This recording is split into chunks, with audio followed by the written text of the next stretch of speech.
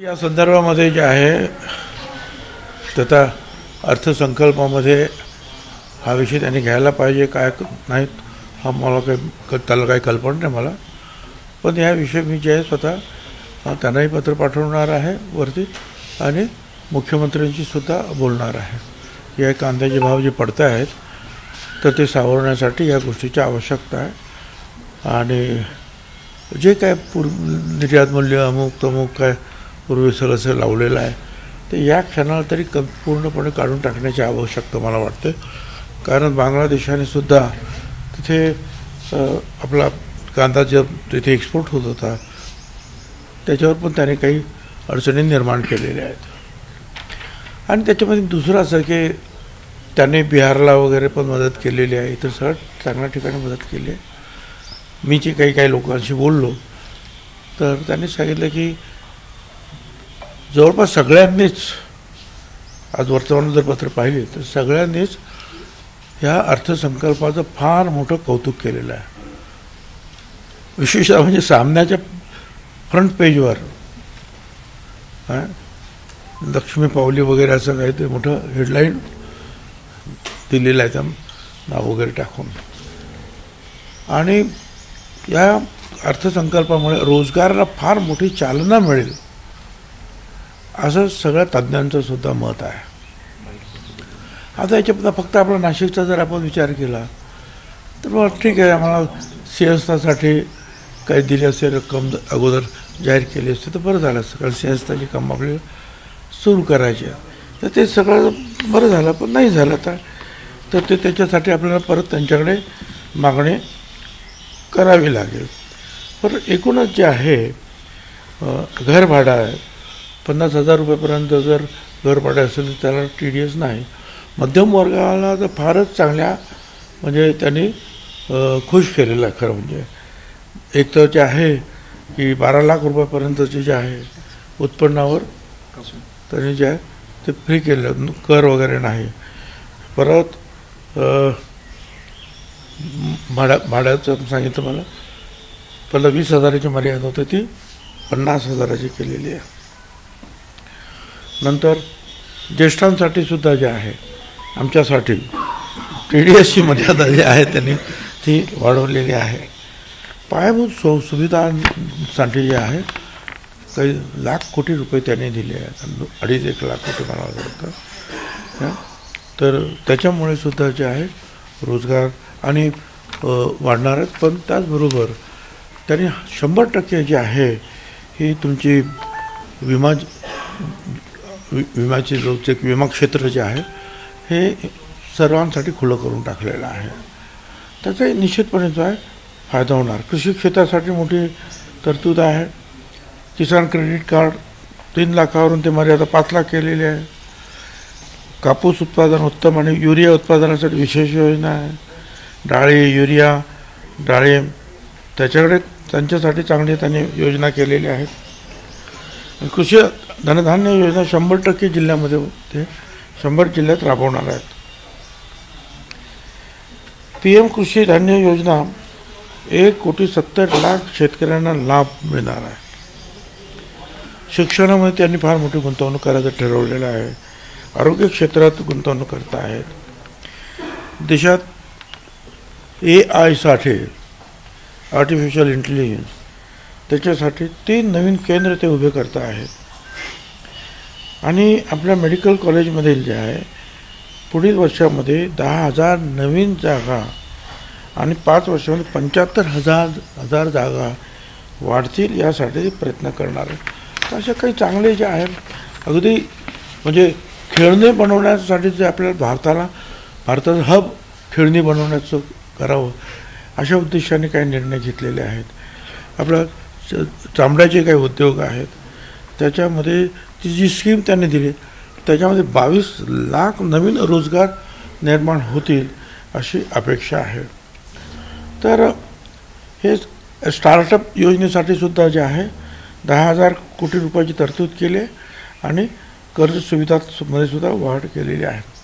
त्यामुळे एकूणच काय कृषी आरोग्य शिक्षण उद्योग या सगळ्या क्षेत्रांना मोठी चालना भेटणार आहे.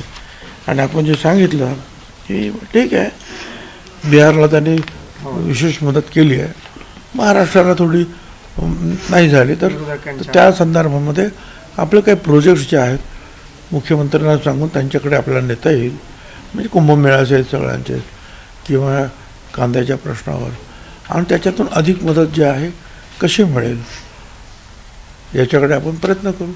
आता त्यांनी तो अर्थसंकल्प मांडलेला आहे.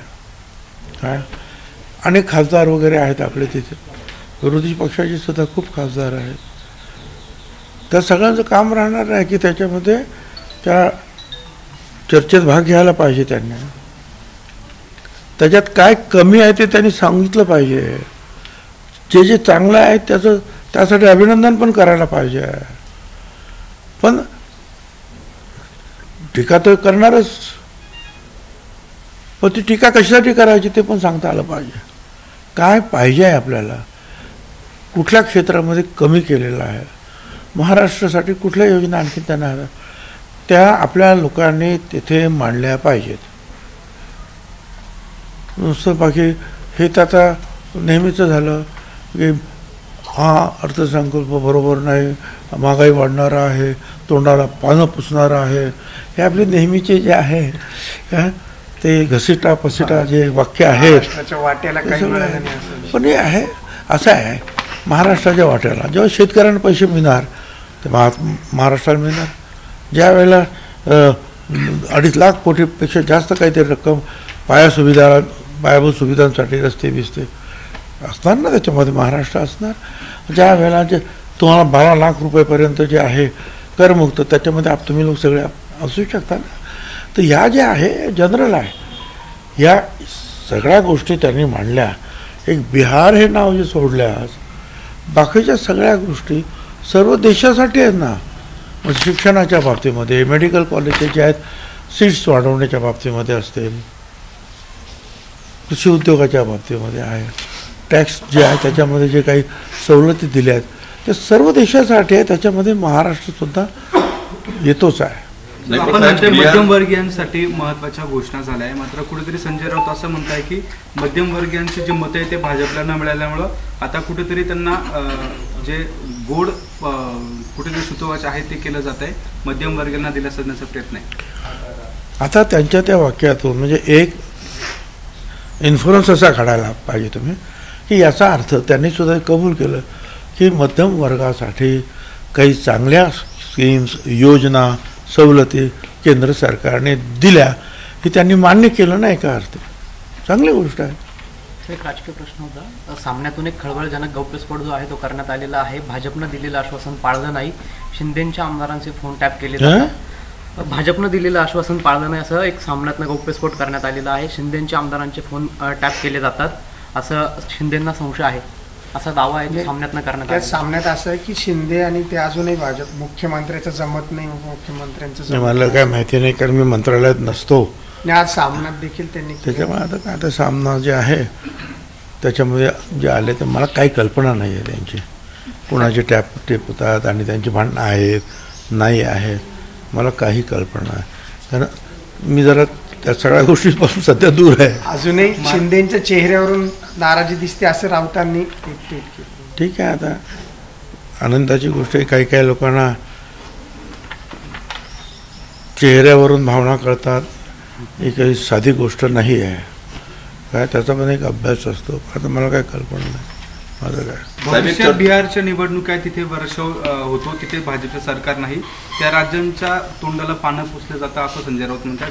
थोडक्यात निवडणुका आताच त्यांनी सांगितलं मध्यम वर्गाचं जे आहे त्यांनी फायदा केला आहे. एकीकडे ते बोलतात की नाही हा मध्यम वर्ग आज माझ्या मते जे आहे महाराष्ट्रात सगळ्यात जास्त आहे. त्यांना फायदा झालाच ना, मग कसं काय म्हणता तुम्ही. सर जरांगेंनी पुन्हा एकदा आपल्याला इशारा दिलाय, म्हटले खेटू नका, माझ्या नादाला लागू नका. त्याच्यावर मला काही कॉमेंट करायचे नाही. साहेब राज्यामध्ये मला फक्त जे आमच्या ओबीसी भटक्या विमुक्त यांच्या आरक्षणाची मी काळजी घेतो. बाकी तुम कोण काय बोलतो मला काही त्याच्याशी कर्तव्य नाही. ऑपरेशन टायगरची चर्चा सुरू असताना आता दोन्ही शिवसेना एकत्र आल्या पाहिजे असं संजय शिरसाट स्वतः म्हणत आहे. त्यांनी बोलताना असंही म्हटलं की दोघांमधलं अंतर जे आहे ते कुठेतरी कमी करण्यासाठी प्रयत्न केले गेले पाहिजे. कसं बघता या वक्तव्याकडे? ते करतील ना प्रयत्न. मी काय करू त्याच्यामध्ये? माझी त्याच्यात काही भूमिका नाही. मला हे प्रश्न विचारून काय फायदा तुम्हाला? दोन्ही शिवसेना तुम्ही त्यांनाच विचारलं पाहिजे ना की हे कमी करणार अंतर तर कसं करणार, हा त्यांनी ठरवायचं. मी काय सांगू त्याच्याबद्दल? चला. सर एक काल आपण येवलेला उद्घाटन केलं. येवलेला उद्घाटनात पोलीस चौकीच्या बाबतीत काहीतरी चर्चा केली काल. अवैध धंद्यांसंदर्भात काही सूचना पोलिसांना आपण दिल्या त्या ठिकाणी. आता मी तर सूचना हेच केलेलं आहे की बा येवल्यामध्ये जे आहे तक्रार येता कामा नये. समाज कुठलाही असेल, कार्यकर्ता माझा आहे का तुझा आहे, गुन्हेगार असेल तर क्षमा करायची नाही. आणखीन जर काही अवैध असे काही धंदे सुरू असतील तर त्याच्यावर कडक कारवाई करणे. काय मग ते कोणाचा धंदा आहे ते पाहू नका. मग याचा फोन आला त्याचा फोन आला हा विषय अजिबात मध्ये येता कामा नये. काय नियम कायदा शांतता सुव्यवस्था राखली गेली पाहिजे, असंच एवढीच माझी अपेक्षा आहे. आणि मग त्यासमोर जे आहे आता चांगलं एवढं मोठं भव्य आम्ही पोलीस स्टेशन बांधून दिलं. जुनं पोलीस स्टेशन त्याच्याकडे सुद्धा जे आहे आम्ही तिथे व्यवस्थित जे काही कामं करायची ते आम्ही कामं करणार आहोत. ऑफिसर्स आमच्याकडे काही कमी आहेत, मनुष्यबळ कमी आहे, ते देण्याची आवश्यकता आहे. या सगळ्या गोष्टी बोललो. सर्वसामान्य तुम्ही जे बोलता मीडियामधून तेच बोललो. साहेब, येवलेला दुष्काळची चावल वाटायला लागली आहे. येवलेला दुष्काळची चावल वाटायला लागली आहे. टँकरनी पाणी पुरवठ्याची मागणी करण्यात येते. मला काही कल्पना नाही आहे आतापर्यंत तरी, परंतु येवल्यात काय सगळं महाराष्ट्रामध्ये उन्हाळ्यामध्ये काही गावं अशी असतात की तिथे टँकर आपल्याला द्यावे लागतात. त्याला काय मार्ग नाही. म्हणजे चांगल्या जिथे पूर्णपणे त्याला जो जिल्हा अगदी जे आहे पूर्ण इरिगेटेड झाला असं आपण म्हणतो आहोत ते तिथं सुद्धा अशी काही गावं निघतात. पण मला काही कल्पना नाही. कालसुद्धा मी 2 दिवस होतो तर अशी काही तक्रार माझ्याकडे काय आली नाही.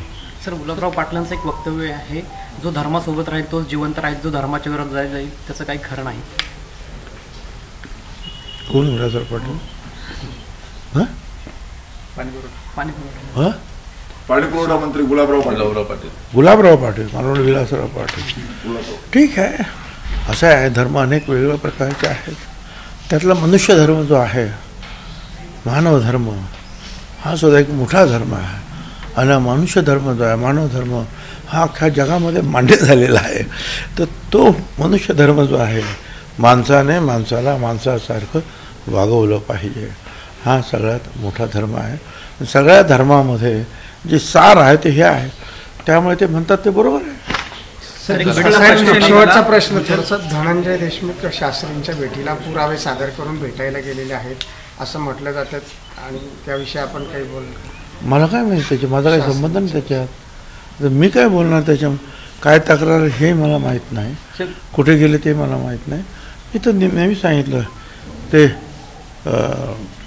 हे जे आहेत काय ना देशमुख, ज्यांची हत्या झाली, धनंजय देशमुख किंवा सूर्यवंशी त्यांची हत्या झाली, तसंच मला वाटतं उस्मानाबादमध्ये नांदेडमध्ये एका धनगर बांधवाची मला वाटतं काहीतरी अशी हत्या झालेली आहे.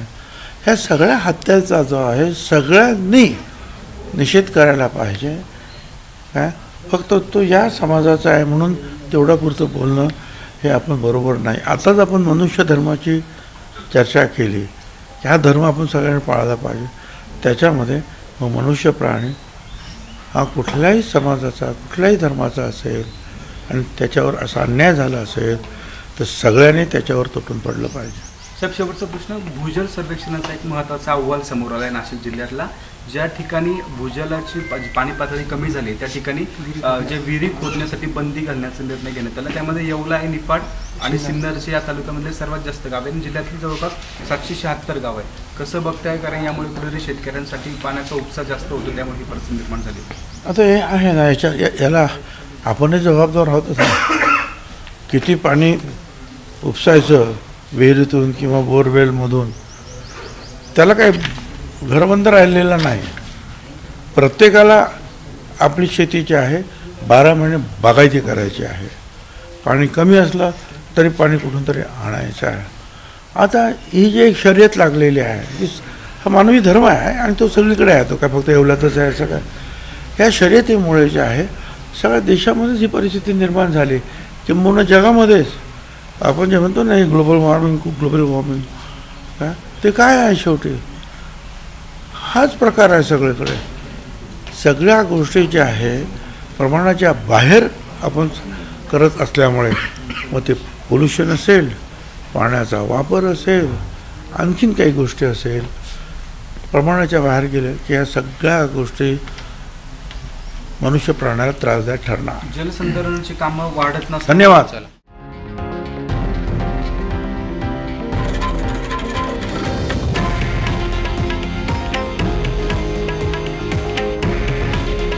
हे आहे देशातील नंबर 1 न्यूज नेटवर्क आणि आपण पाहत आहात TV9 मराठी.